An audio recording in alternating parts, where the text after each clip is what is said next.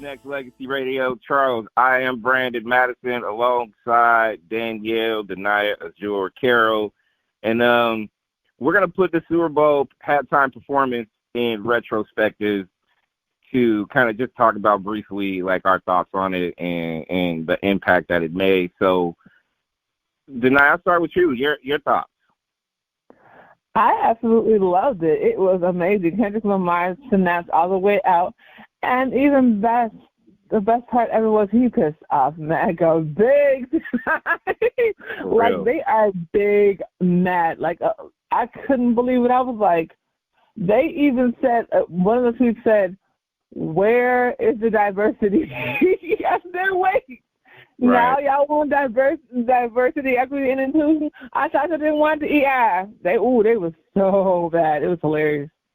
I will say this, watching it live, I feel like didn't do it justice. Running it back made it even more enjoyable to watch. I thought watching it live, oh, it's pretty cool.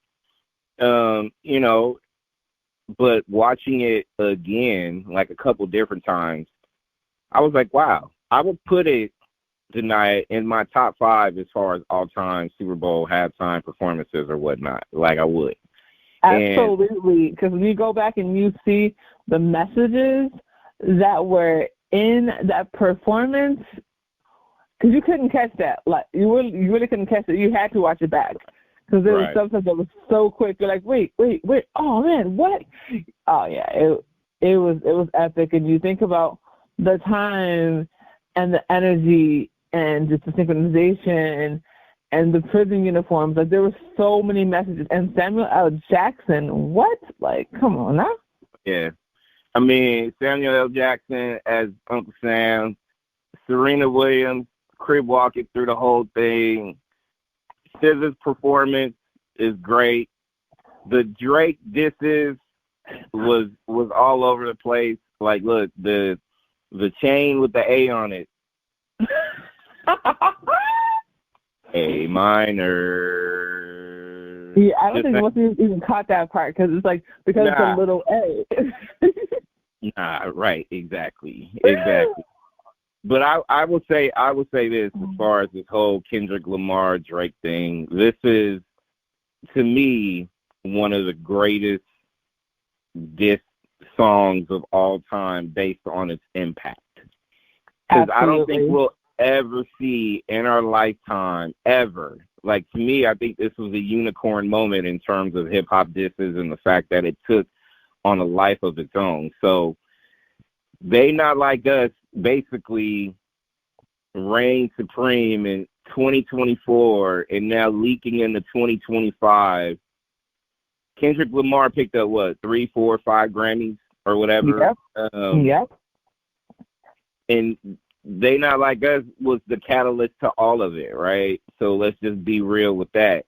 But also for him to be in a situation where he was going to sweep the Grammys and then he was going to come on to the Super Bowl and have the performance that he had was amazing. And I don't think we'll ever see it again. I don't.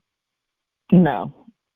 The impact that he had with that performance, with that song, with the regular music video, just in terms of what it did for his career, what it did for the rest of I think it was Tams, like, they had a huge increase in their businesses, like what it did for Compton in general, because didn't he record that at the same time he did the Juneteenth concert?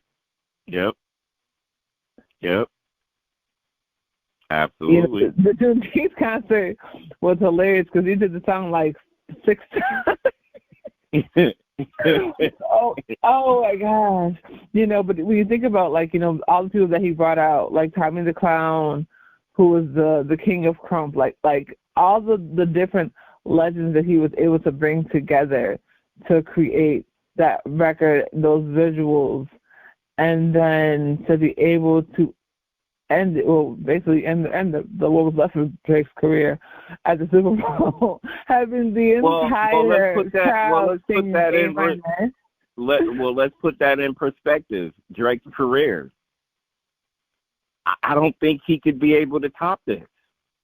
I don't. No, not at all. I don't know Not what at I don't all. know what it would look like for this particular situation with this particular moment in our hip hop culture's history that we would be able to see somebody retaliate differently. I don't know what Drake could do to clap back. I don't. Because it can't be a song. It has to be a song and then a song that is Grammy worthy and then a song that has to be played at a Super Bowl during a halftime performance, but it can't be duplicated because Kendrick already did that. So what are you going to do that's going to top that? Like, in my mind right now, I don't know what it would look like. I think he now needs to just basically bow out gracefully and, just stick to love songs. And I heard people talk about, well, Drake still has, the most sales in history of music as far as hip hop or whatever. I mean, that's the conversation going on throughout social media or whatnot, and that's fine. But I'm talking about you can have the most sales, but what kind of impact are you really and truly going to have about specific songs and specific moments? Kendrick Lamar, which I went publicly as well, I said, I don't know. I don't know if his catalog can hold up in the Super Bowl or whatever, right? I said that last year before it popped off, and I was actually wrong. I was wrong, like wrong. Because I didn't know, and to me, and I know Kendrick, along with Apple Music and Jay-Z and them, I know they choreographed the whole thing, and this was already set in motion, and they had to get all the props up top and the credit for, turning this show into a memorable show. Because I feel like when it started off, and it started off with the with the PlayStation controller, right? With the, with the controller. The clapping started early. I mean, Sony Music, Drake signed to Sony, right? As far as I know. Yeah. Yes. And, I mean, the end of it all, did it not have Game Over? And wasn't it lit up? Game Over? Yeah. I mean, who's gonna clap back and do this, y'all? Like, I swear to God, who's gonna come back and be like, I can top this? How? How? Tell me, Drake. How? I don't know. Listen, I think above all this is a nice historic moment in music history in terms of Super Bowl performances, the song that took a life of its own, and here we have it. And I think it's, because I mean, in my lifetime, I've heard diss tracks throughout my hip hop life, right? Mm-hmm. But I have not seen one that had this not only staying power, but also that carried into another year to have an even bigger impact based on the platform that it was on. Not social media, not anything else. 127.7 million viewers of the Super Bowl had a chance to be able to watch a moment in music that we'll never forget. Exactly, and that's the thing about it. It's like when you think about the impact, and you think about not just They're Not Like Us, because I like the fact that he teased it twice before he did it. Mm-hmm.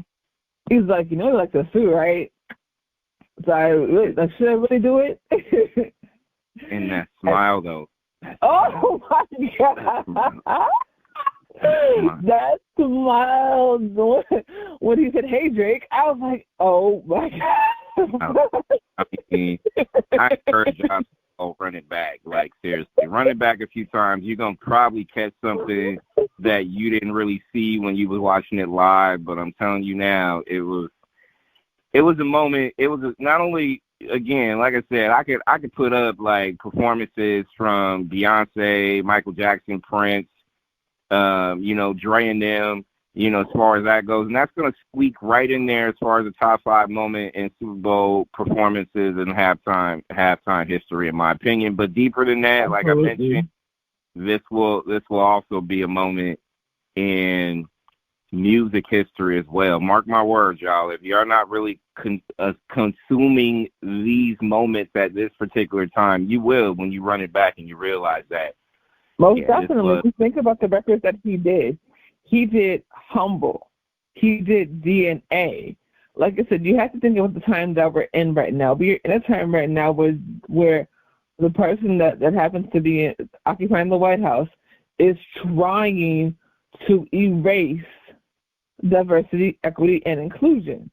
Mm-hmm. But after this, they were screaming and crying, where are the people where are the white folks in the dance? Why was there no diversity in this performance? And we're like, but y'all wanted to get rid of DEI. So now y'all want DEI? Like, what are we doing right now? Exactly. I mean, and it had such a political statement attached to it. You know, we're talking about dissing of Drake and this battle they had going on for quite some time. But, I mean, this performance had so many layers of, you know, political awareness, I should say. Oh, and yeah. It was done tastefully, and I think it was put on full display for all people to see that there is a need of diversity and inclusion with how things are done or whatnot. So I just think that this was a moment that we should continue to discuss and talk about. So, you know, slap it in the comments on YouTube and others and let us know what you think. But follow Dania on YouTube at Dania Jour, and make sure you hit me up on Nexxlegacy at Nexxlegacy, Nexxlegacy. And I told this to Dania, and I'll tell the world. Acronym of Drake, D.R.A.K.E, is what? Don't rap against Kendrick ever.